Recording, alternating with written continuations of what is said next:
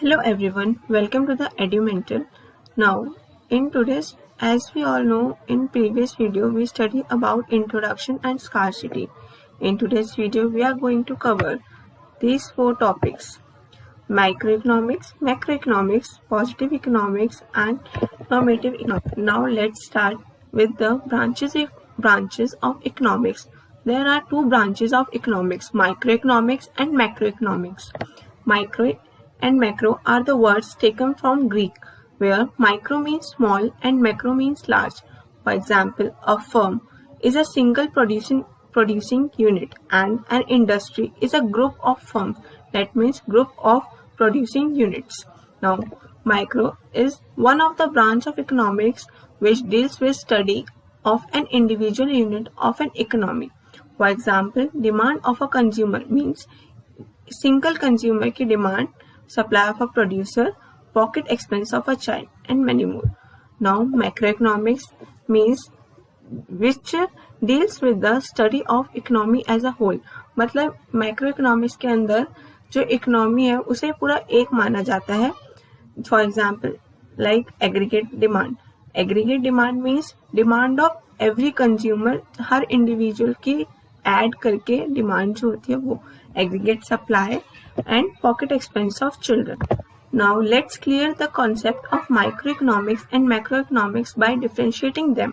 Now first of all, meaning means branch of economics which studies behavior of an individual unit of an economy. Means it only studies with the individual unit. Economy में जो single unit है सिर्फ उसी की study करते हैं, उसे micro economics कहते हैं. Macroeconomics, it is a branch of economy which studies behavior of aggregate units. Means they take economy as a whole, कि जितने इकोनॉमी में प्रेजेंट हैं चीजें वो एक ही यूनिट है, वो ये कंसीडर करते हैं. Now aim and objective. It's aim is to determine price of commodity or price of FOPs.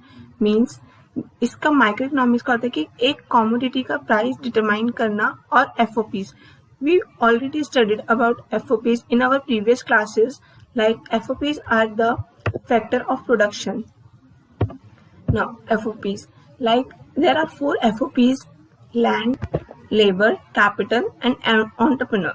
Land पे हमें फैक्टर पेमेंट मिलती है रेंट की, लेबर पे हम वेजेस पे करते हैं, कैपिटल पे हमें इंटरेस्ट मिलता है. कैपिटल हियर मीन्स इनकम जो हम एक बिजनेस के अंदर लगाते हैं उसे स्टार्ट करने के लिए. And entrepreneur is a type of a business, तो उसमें हमें प्रॉफिट्स गेन होते हैं. Now the aim of macroeconomics is to determine income and employment level of a country. Means जो माइक्रोइकोनॉमिक्स का एम होता है वो पूरी कंट्री के इनकम और उसकी एम्प्लॉयमेंट लेवल, जिससे कि आगे काम हो सके.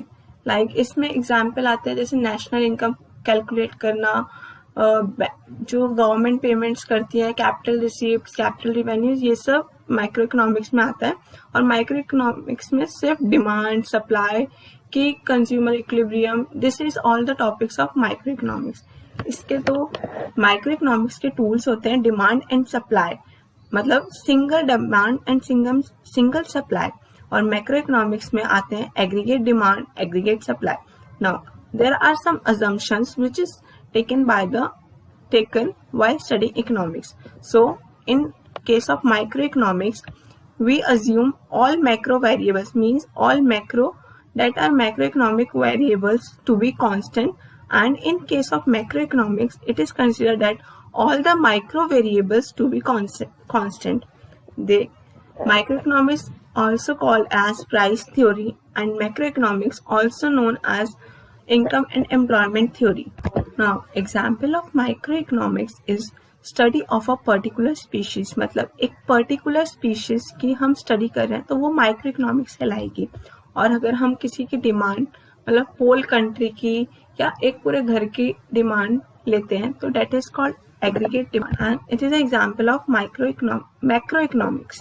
So if we just conclude that from all this discussion, we concluded that microeconomics is deal with a single unit of an economy and macroeconomics deals with the economy as a whole. So हम जितने भी chapter micro economics जो अलग से subject है या economics के अंदर ही एक प्रॉपर बुक है, उसमें जितने भी हम पढ़ेंगे that all are the examples of micro economics, और जो चैप्टर्स मैक्रो इकोनॉमिक्स के हैं वो उसके एग्जाम्पल्स भी consider. Now let's start with positive economics and normative economics. Positive economics means what is और how the economic problem is actually solve, मतलब कि क्या ऐसा करा जाए जिससे इकोनॉमिक प्रॉब्लम सॉल्व हो सके। Normative economics means what ought to be और how the economic problem should be solve, मतलब कि इकोनॉमिक प्रॉब्लम कैसे सॉल्व होनी चाहिए। Now verification, it can be verified by the actual data. Actual data मतलब हो गया जैसे हमारे पास इंडिया में सेंसेक्स है या वर्ल्ड में जो डाटा कलेक्ट होता है कि कहाँ पे क्या कितनी परसेंटेज में क्या चीज़ है, कितनी पॉपुलेशन है, ये सब का एक डाटा है। तो पॉजिटिव इकोनॉमिक्स को हम इसमें वेरीफाई कर सकते हैं। नॉर्मेटिव इकोनॉमिक्स को हम वेरीफाई नहीं कर सकते क्योंकि वो सिर्फ एक ओपिनियन है, एडवाइस है, सजेशन है, इट्स दैट, तो वो चीज़ वेरीफाई नहीं हो सकती है। लेकिन पॉजिटिव इकोनॉमिक्स वेरीफाई हो सकता है। Suggestion, since positive economics based upon the facts, so ये कोई does not give any suggestion, कोई सजेशन नहीं देता है। On the other hand normative economics suggestion on the opinion, because ये फैक्ट्स पे बेस ही नहीं है। यहाँ पे आप ओपिनियन, एडवाइस ये सब देते हो कि सजेस्ट कर रहे हो कि ऐसा होना चाहिए। और पॉजिटिव इकोनॉमिक्स में तो हमारे पे डाटा है, हम उससे देख रहे हैं कि ऐसा है कि नहीं है। सो purpose of positive economics, it makes real description of an economic activity और अफेक्ट, मतलब पॉजिटिव इकोनॉमिक्स जो है वो पूरी इकोनॉमी का एक रियल डिस्क्रिप्शन देता है कि हाँ ऐसा ही है, इससे ना कुछ ऊपर है ना नीचे, जो दिख रहा है वही है। और जो नॉर्मेटिव इकोनॉमिक्स होता है उसके अंदर डिटरमाइन द आइडल्स, मतलब डिटरमाइन करना कि क्या ओपिनियंस होने चाहिए, कैसे होना चाहिए, क्या करना चाहिए सॉल्व करने के लिए प्रॉब्लम को, ये सब नॉर्मेटिव इकोनॉमिक्स में आता है। Value judgement, positive economics does not pass any value judgement, इसमें क्योंकि कुछ है ही नहीं जजमेंट देने को, तो वो क्या जजमेंट देगा, वो तो आपको सीधा सीधा बता रहे कि ये डाटा है, इससे मैच कर लो, अगर हो रहा है तो तुम पॉजिटिव इकोनॉमिक्स को माना जाएगा।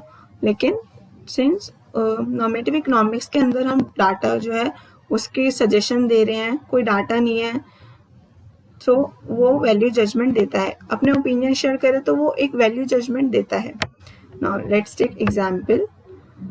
For example in case of positive economics, unemployment growing in India, इसका हम डाटा चेक कर सकते हैं, जैसे डेली कुछ ना कुछ हर मंथली क्वार्टरली डाटा आता है कि अनएम्प्लॉयमेंट बढ़ गई है, जैसे अभी कोविड सिचुएशन में भी अनएम्प्लॉयमेंट इंक्रीज हो रही है। सो ये हमारे पास डाटा है, हम चेक कर सकते हैं एक्चुअल डाटा से। China is the most populated country, we all know, हमें कैसे पता है, क्योंकि एक डाटा है जो ये शो करता है कि China is the most populated country. So on normative economics, growing employment should be control, मतलब कि जो अनएम्प्लॉयमेंट बढ़ रही है उसे कंट्रोल करना चाहिए, एक सजेशन दे रहे हैं, एक ओपिनियन है किसी का कि ऐसे स्टॉप करनी चाहिए एम्प्लॉयमेंट को। सो सिंपली पॉजिटिव इकोनॉमिक्स वो है जिसे हम वेरीफाई कर सकते हैं किसी डाटा से, जिसे हम चेक कर सकते हैं कि हाँ ये है कि नहीं है। और नॉर्मेटिव इकोनॉमिक्स हमें बताते हैं कि इसे हमें क्या करना चाहिए जो ये चीज़ हो जाए, लाइक कि क्या हम सॉल्यूशन करें जिससे हमारी जो इकोनॉमिक प्रॉब्लम है वो सॉल्व हो जाए सिंपली। सो मेजरली हम इसमें ऐसे ही डिफरेंस करते हैं कि पॉजिटिव इकोनॉमिक्स वो है जो हम एक्चुअली में देख सकते हैं, जिसका डाटा प्रेजेंट है, फैक्ट्स हैं कि हम मैच कर लें। और नॉर्मेटिव इकोनॉमिक्स में हम कोई सॉल्यूशन दे रहे हैं, ओपिनियन दे रहे हैं, जजमेंट दे रहे हैं कि कोई फैक्ट्स तो है नहीं, तो उस बेसिस के ऊपर। Now let's discuss some examples of microeconomics and macroeconomics. Microeconomics में इंडिविजुअल मार्केट, जैसे दिल्ली में सरोजनी नगर है, जनपद है, ये एक मार्केट है, हम उस मार्केट में देख रहे हैं कितनी डिमांड है, कितनी सप्लाई है, कैसे कंज्यूमर का बिहेवियर है, ये सब हम उस पर्टिकुलर मार्केट में चेक कर रहे हैं कि, तो वो माइक्रो इकोनॉमिक्स के अंदर आती है। Effect on price of a good, मतलब कि एक गुड के ऊपर क्या इफेक्ट हो रहा है, सो प्राइस कैसे चेंज हो रहा है, कैसे कम हो रहा है, कि एक कंज्यूमर उसे ले रहा है तो उससे क्या फर्क पड़ रहा है। इंडिविजुअल लेबर मार्केट, मतलब लेबर मार्केट जो है उसमें हम एक पर्टिकुलर यूनिट, जो एक पर्टिकुलर लेबर मार्केट है उसी के बारे में देख रहे हैं कि कितनी अंतर लेबर आ रही है, कितनी अपॉइंट हो रही है, कितने के वेजेस कैसे जा रहे हैं, तो हम सिर्फ उसी के सिलेक्टेड ग्रुप पे ही देख रहे हैं। इंडिविजुअल कंज्यूमर बिहेवियर, लाइक कोई भी मार्केट में जा रहा है कि वो वही फूड खा रहा है उस रेस्टोरेंट के अंदर, तो एक वो इंसान क्या वो उस फूड क्या देखा जाएगा कि उस फूड को ही क्यों खा रहे हैं, कैसे हो रहा है, ये सब होता है। सप्लाई ऑफ गुड की उस मार्केट में, लाइक मार्केट में सप्लाई कैसे हो रही है, या उस गुड की सप्लाई देख रहे हैं हमसे। जैसे सिर्फ हम लाइक से मोबाइल फोन्स, तो रेडमी के मोबाइल फोन की हम सप्लाई देख रहे हैं सिर्फ, तो वो माइक्रो इकोनॉमिक्स में आई। लेकिन हम सारे सेल फोन्स की देखेंगे तो वो मैक्रो में आ जाएगी, like whole economy. So whole economy में पूरी इंडिया है, पूरी इकोनॉमी है, हम उसके बारे में स्टडी कर रहे हैं, उसकी देख रहे हैं, तो वो मैक्रो इकोनॉमिक्स में आएगा। लाइक जीडीपी, इन्फ्लेशन मतलब प्राइस कैसे इंक्रीज हो रहा है, तो पूरी इकोनॉमी में प्राइस कैसे इंक्रीज हो रहा है, वो मैक्रो इकोनॉमिक्स में आता है। एग्रीगेट डिमांड मतलब सब सारे कंज्यूमर्स की डिमांड का sum, that is macroeconomics. Employment and employment, productive capacity of a economy, मतलब पूरी कंट्री या पूरी इकोनॉमी होल वर्ल्ड की जो प्रोडक्टिव कैपेसिटी है वो कैसे कैलकुलेट हो रही है, क्या हो रहा है, वो सब मैक्रो इकोनॉमिक्स में आता है।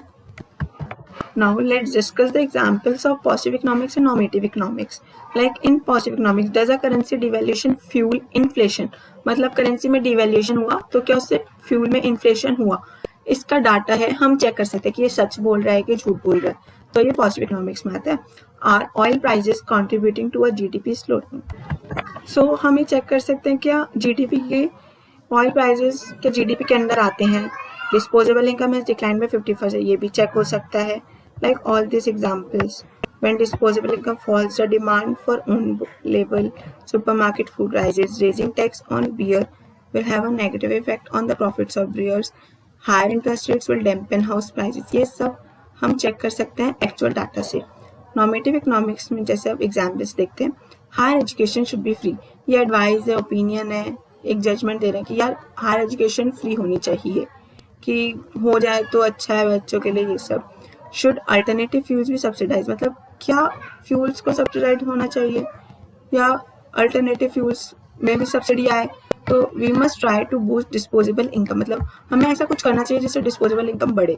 Basic health care to all citizen should be free, ये भी एडवाइस है। Unemployment is more harmful than inflation. The minimum wage should be raised by 20%. Market mechanism should be allowed to work freely. ये सब में हमें एक advice दे रहे हैं कि ऐसा होना चाहिए। सो इन कंक्लूजन हम ये कह सकते हैं, माइक्रो इकोनॉमिक्स एक सिंगल यूनिट को देखता है, मैक्रो इकोनॉमिक्स पूरी इकोनॉमी को देखता है। पॉजिटिव इकोनॉमिक्स फैक्ट पे बेस्ड है, एक्चुअल डाटा के हिसाब से उसे देखा जाता है।